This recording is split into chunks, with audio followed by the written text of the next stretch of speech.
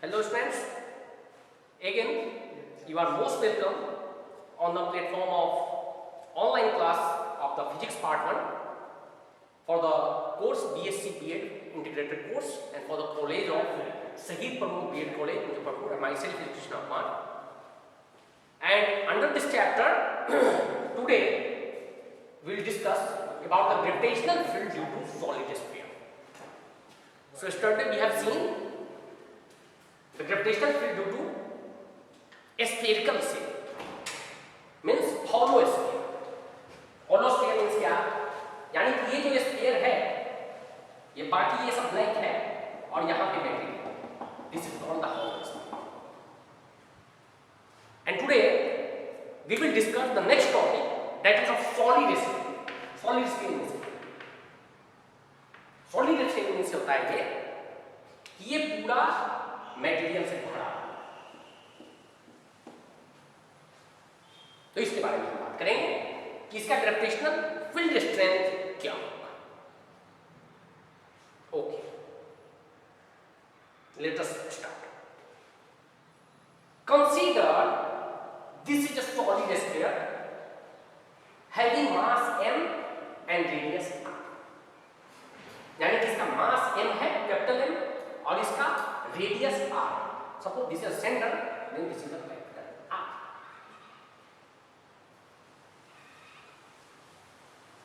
अब हम बात करेंगे कि इसका जो पोटेंशियल है, सॉरी ग्रेविटेशनल फील्ड है, वो आउटसाइड में कितना है. आउटसाइड मींस कि इसके बाहर कितना है. Suppose this is point P. अगर ये डिस्टेंस r है, इसका मतलब ये है कि आउटसाइड केस में r जो है वह कैपिटल R से बड़ा है. r is smaller than that of capital R because this point is outside from the sphere. यानी कि वहां पे फील्ड कितना होगा, that is one thing. Second thing, what is the field at its surface. Surface means surface means यहाँ पे इसके outer line. उस केस में जो r का वैल्यू है वो कैपिटल R के इक्वल होगा. यानी कि इसके पेरीमीटर्स पे कितना फील्ड होगा. And third one that is inside the surface. यानी कि इनसाइड द सरफेस मींस कि r will be smaller than capital R. यानी कि इसके भीतर अगर हम किसी पॉइंट पे ग्रेविटेशनल फील्ड निकालना चाहें तो उसका वैल्यू क्या होगा. तो हम ये तीनों बारी बारी से बात करेंगे. हम पहले बात करेंगे आउटसाइड. तो आउटसाइड का जो बात है,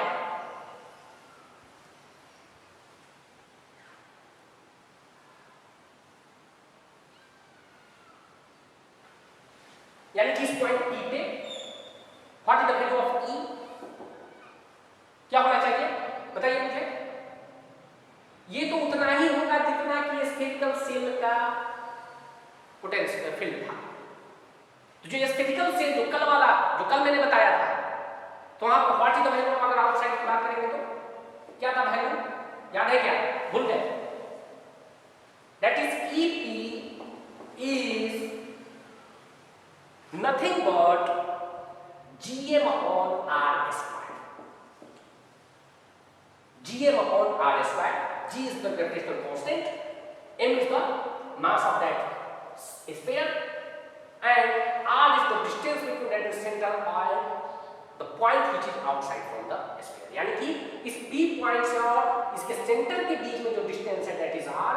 सो इसका मतलब इसका जो फील्ड होगा आउटसाइड में क्या होगा, Gm upon R square. यानी कि स्फेरिकल सेल यानी कि हॉलो स्फीयर और सॉलिड स्फीयर में आउटसाइड पॉइंट का, चाहे कहीं भी वो पॉइंट हो, उसका जो ग्रेविटेशनल फील्ड होगा वो दोनों सेम है. यानी कि जो हॉलो स्फीयर में है वही सॉलिड स्फीयर में होगा. कुछ इंपैक्ट नहीं आएगा, कुछ चेंज नहीं आएगा. Now we will talk about what should be on the surface. यानी सरफेस पे क्या होना चाहिए.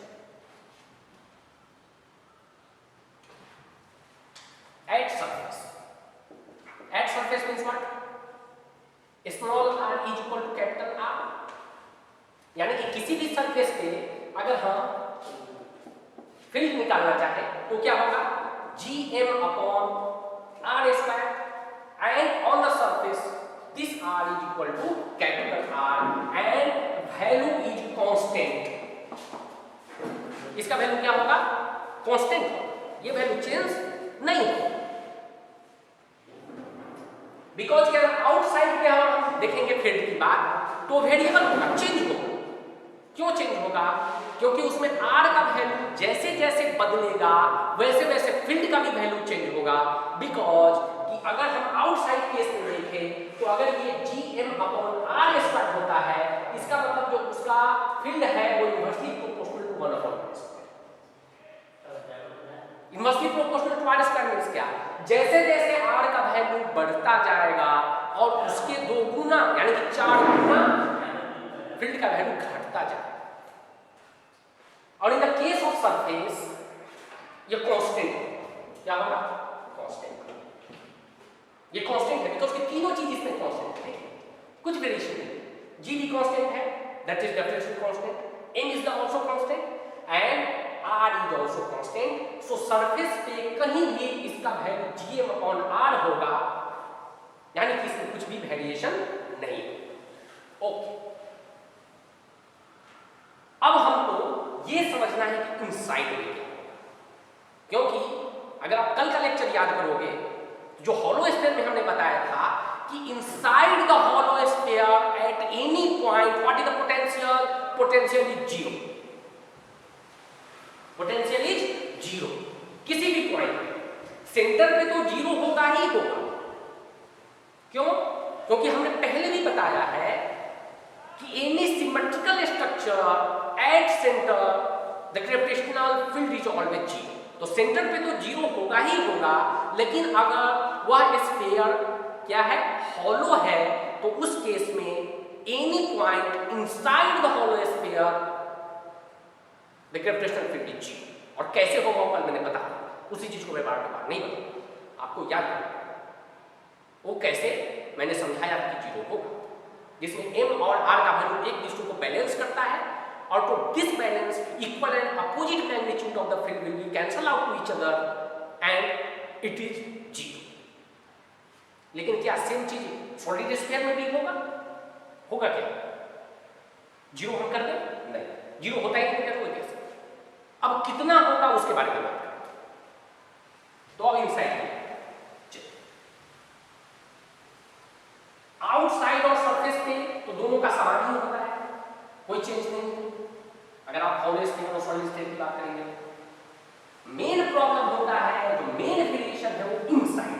इनसाइड आपको समझने के लिए थोड़ा माइंड स्थिर करके, थोड़ा स्टेबल करके समझो, because it is not so easy, इतना आसान नहीं इस चीज को समझना, बहुत आराम से समझो इस चीज को। इनसाइड, इनसाइड मींस क्या, कि सपोज करो कि ये एक सॉलिड स्फीयर है, यहाँ पे मैं अभी दिखा नहीं रहा हूं, इसको आप हॉलो स्फीयर मत समझना, सॉलिड स्फीयर है और कोई पॉइंट P है यहाँ पे इनसाइड द स्फीयर यहाँ, और वो r डिस्टेंस पे, किस डिस्टेंस पे है, r डिस्टेंस पे। तो अगर इस r डिस्टेंस पे अगर पोटेंशियल निकालना है तो ऐसा समझो कि एक छोटा सा स्फीयर हमने बीच में बना लिया, ये छोटा सा स्फीयर, और इस पॉइंट P पे, इसके पेरीमीटर पे हमने एक गैप कंसीडर किया है। ये गैप एक्चुअली है नहीं, मैं समझाने के लिए बोल रहा हूँ, एक्चुअली दोनों एक ही पॉइंट पे हैं, एक गैप कंसीडर कर लिया है समझाने के लिए कहा। इस P पॉइंट पे अगर हमको फील्ड निकालना है तो ऐसा समझो कि इस पॉइंट P पे हमने इसको पार्ट कर दिया है, पार्टीशन कर दिया है दिखाने के लिए। ये एक्चुअली में गैप है नहीं, गैप नहीं है, ये आपको समझाने के लिए मैं बोल रहा हूँ, बार बार मैं बोल रहा हूँ, समझाने के लिए।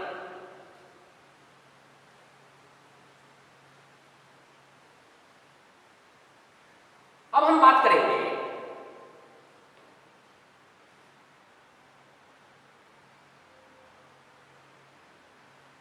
कि अगर हमको P पॉइंट पे फील्ड निकालना है इनसाइड द सरफेस, इसका मतलब है अगर P आउटसाइड है, फॉर एग्जांपल यहाँ पे P है, तो अगर हम केवल ये वाले स्फीयर की बात करें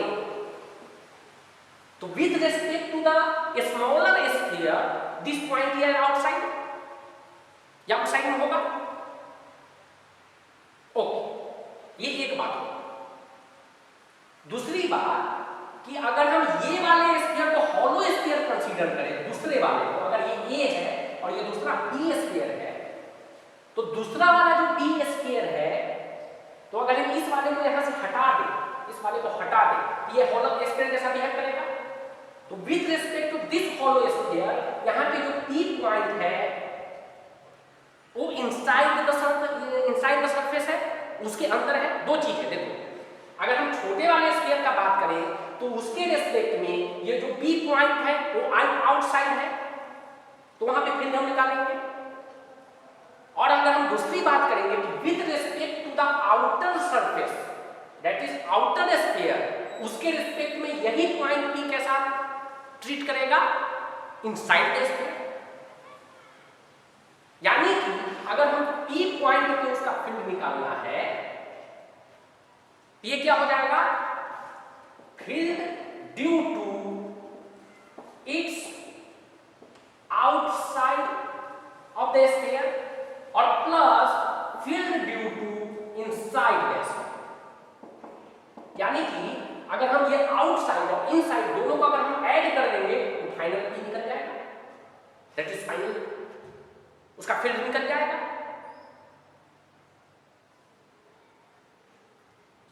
ओके, अब हम बात करेंगे कि ये जो आउटसाइड में जो पॉइंट है with respect to this sphere, जो आउटसाइड में जो पॉइंट है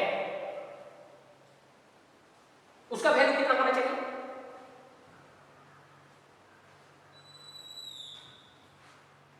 उसका वैल्यू कितना होना चाहिए,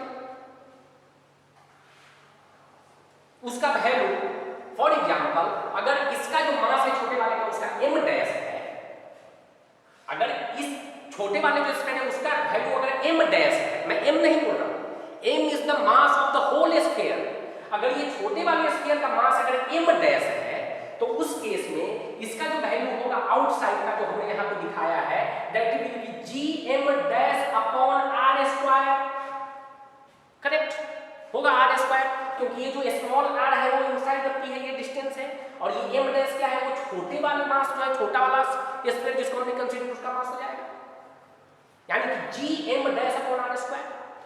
और ये जो इनसाइड द स्फीयर होगा with respect to the bigger sphere और hollow sphere, you can say, वो क्या होगा, 0 होगा, बिकॉज़ ये कल हमने प्रूफ किया है कि point inside of any hollow sphere is considered to be 0।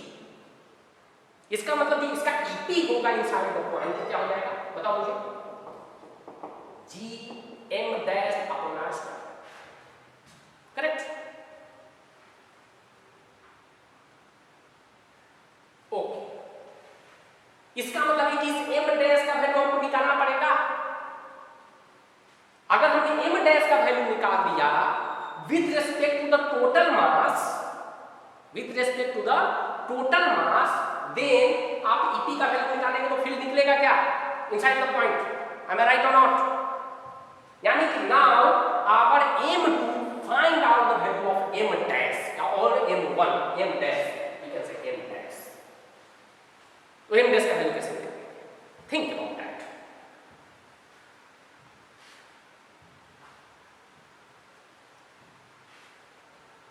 Okay, मैं इसको थोड़ी देर के लिए रफ कर देता हूं,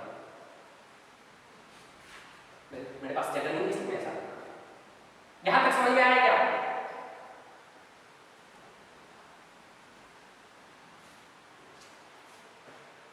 अब दो चीज मैं आपको बताना चाह रहा हूं, ये जो डेंसिटी होता है,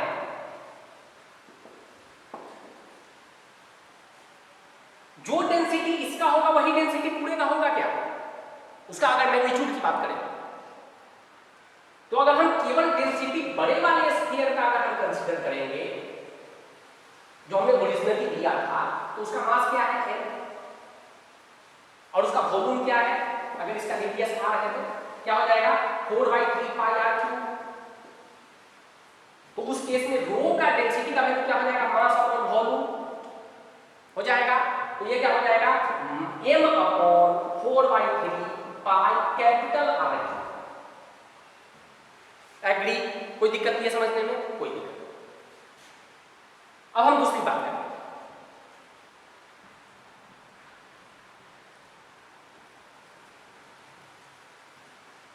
हम दूसरी बात ये करेंगे कि अब छोटे वाले जो स्फीयर है अंदर वाला ये छोटा वाला भी तो बोलिए, इसकी बात करते हैं।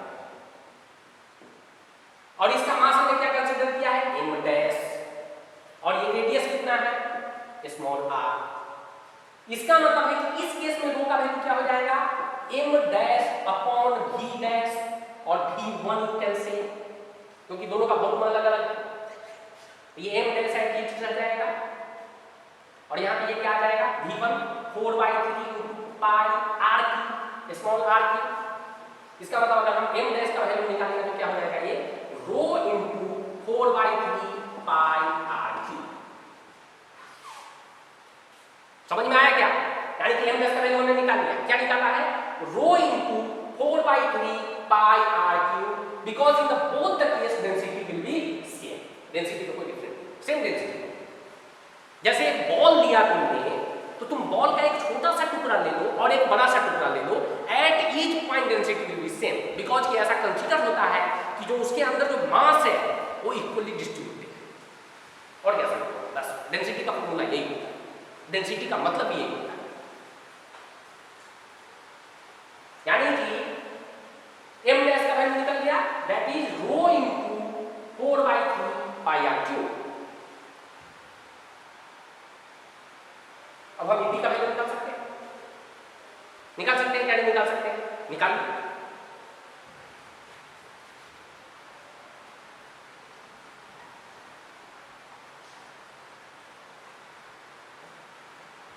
तो EP का वैल्यू क्या हो जाएगा देखिए यहाँ पे G m dash upon r square. तो G तो एज इट इज आ जाएगा, m डैश की जगह पे कितना आ जाएगा रो into 4/3 pi r cube upon r square. ये r स्क्वायर यहाँ पे आ गया r स्क्वायर। अब देखो इस r स्क्वायर से ये r स्क्वायर कैंसिल हो गया, यहाँ पे एक r बचेगा। ये क्या वैल्यू हो जाएगा इसका 4/3 G into rho pi r।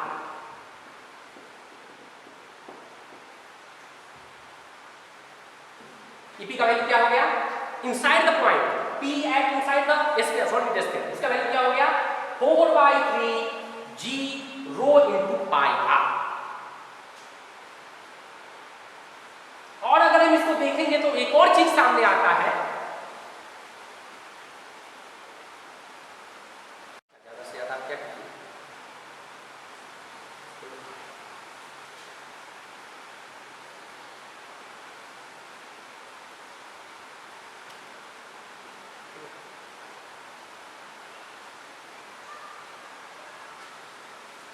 तो EP का वैल्यू कितना हो गया 4/3 G इंटू रो इंटू पाई।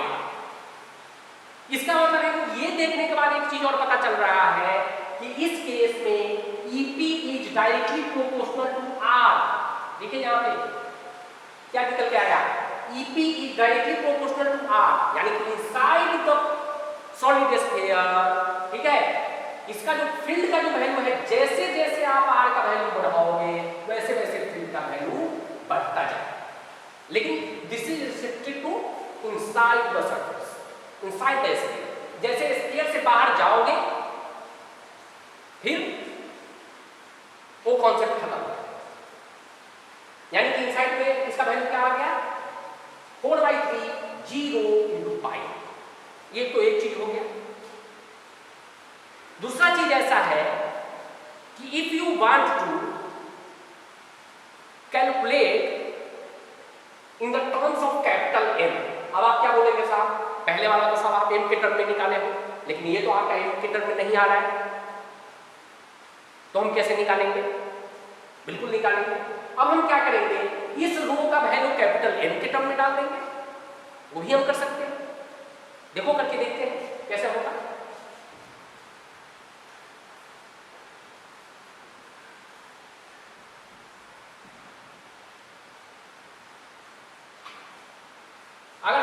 रो का देखें कंसीडर करें बड़ा वाला स्फीयर तो क्या हो जाएगा रो m into m divided by 4/3 pi capital R cube.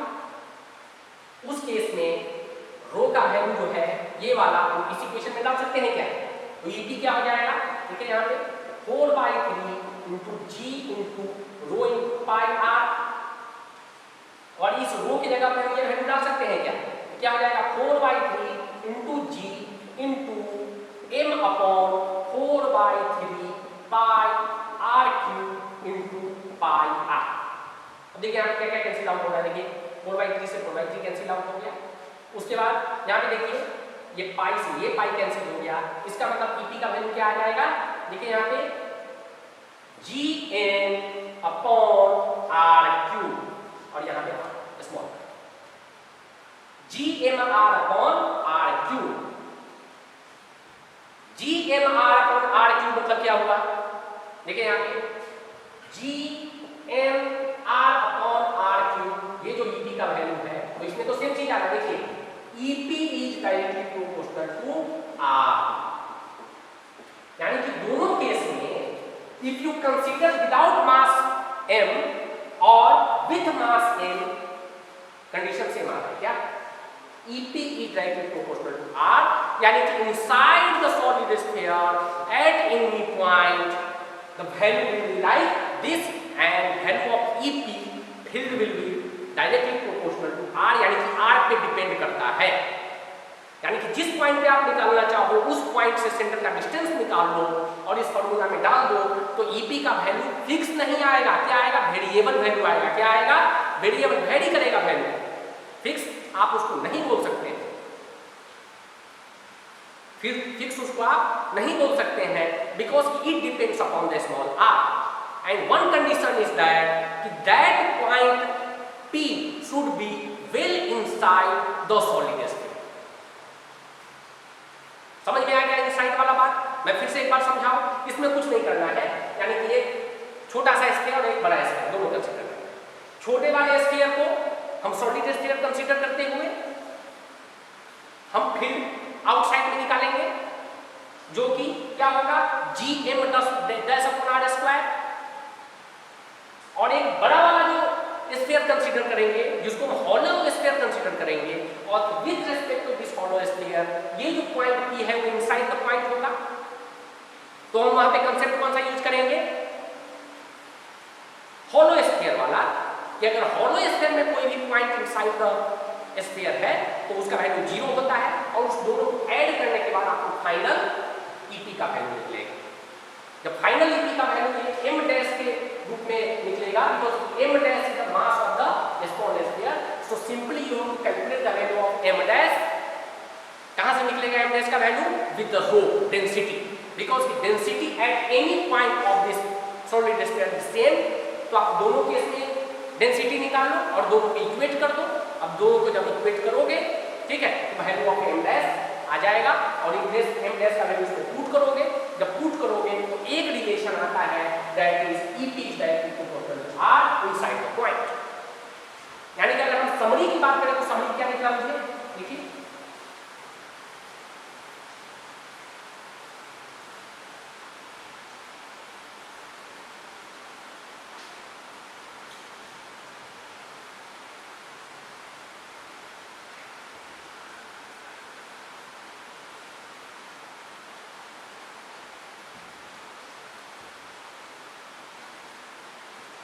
अगर हम समरी की बात करें तो क्या आ जाएगा समरी,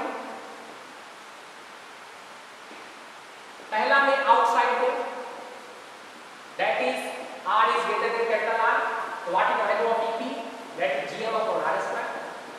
यहां पे EP का वैल्यू जो है inversely proportional to 1 upon R square. Okay, second में एट सरफेस क्या हो गया, R is equal to capital R, और EP का वैल्यू क्या हो जाएगा GM upon R square which is constant. Third case में इनसाइड क्या हो जाएगा, बोलिए, where R is smaller than capital R, तो EP का वैल्यू क्या आ जाएगा, बोलिए EP का वैल्यू क्या आ जाएगा, GM R upon capital R square R cube, ठीक है, इसका मतलब है EP का वैल्यू जो है वो डायरेक्टली प्रोपोर्शनल टू R। ये तीनों चीज आया। और this is for solid sphere, keep it in mind. अगर यह हॉलो स्फीयर रहेगा तो बाकी सब कुछ सेम रहेगा, केवल EP का वैल्यू 0। ठीक है, अब हम इसका ग्राफ ड्रॉ कर लेते हैं। कल भी हमने एक ग्राफ ड्रॉ किया था, और जब ये ग्राफ ड्रॉ करेंगे तो आपको समझ में आ जाएगा। चलिए ग्राफ ड्रॉ कर लेते हैं।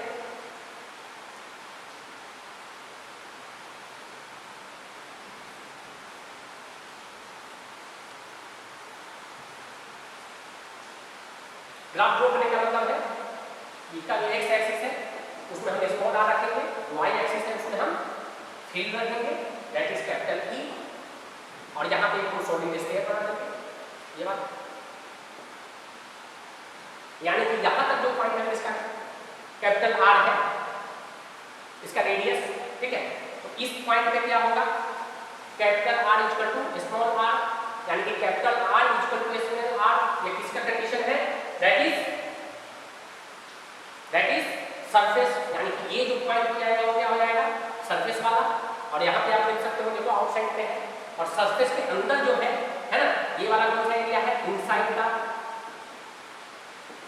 यानी कि इनसाइड द स्फीयर।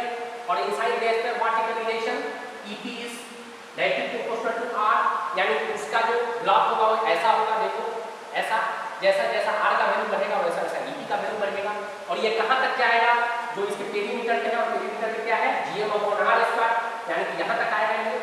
ठीक है, जो सरफेस पे होगा, और सरफेस के बाद EP is inversely proportional to R², यानी कि फर्दर जो R का वैल्यू आप अगर बढ़ाओगे तो उसका ग्राफ ऐसा होगा, और ये हो जाएगा आउटसाइड। यानी कि यहाँ पे ये आउटसाइड हो गया, जिसका ग्राफ ये है। ठीक है, जहाँ पे EP inversely proportional to R², ये वाला है जो कांस्टेंट है, और ये वाला जो है इसमें EP is directly proportional to R, यानी कि ग्राफ कुछ ऐसा बनेगा, कुछ ऐसा प्लॉट होगा। यानी कि इस तीनों चीजें स्पष्ट है, यानी कि सॉलिड स्फीयर और हॉलो स्फीयर में एक ही डिफरेंस है, that is at point inside, यानी कि इनसाइड पॉइंट पे हॉलो स्फीयर में 0 होता है, और इस केस में ये वैल्यू होता है GM/R³, यानी कि इस केस में EP is directly proportional to R। बस दोनों चीज में यही डिफरेंस। तो I think this point is very clear to you, और in case of any query regarding that you can ask in the comment section, you will be given appropriate answer, and please remember you have to keep it in practice. आप practice में रखो इस चीज को, घर पे जब मैं बता देता हूँ तो उस चीज को नोट करो, बार बार उसको 2-3 बार रिवाइज करो, and that may be one of your assignment also. So हर एक चीज को प्रॉपर्ली आप लिखो, हर एक चीज में यहाँ पे लिखा नहीं रहा हूँ, ओके, लिखाने का जरूरत नहीं है। आप अगर समझ गए तो खुद से भी आप लिख सकते हैं, खुद से आप उसको ट्रांसलेट करके सेंटेंस बना के आप उसको अच्छा बना सकते हैं। ठीक है, आप सजा सकते हैं। Okay, so that's it from today's lecture. Okay, thank you very much for watching the video. Thank you.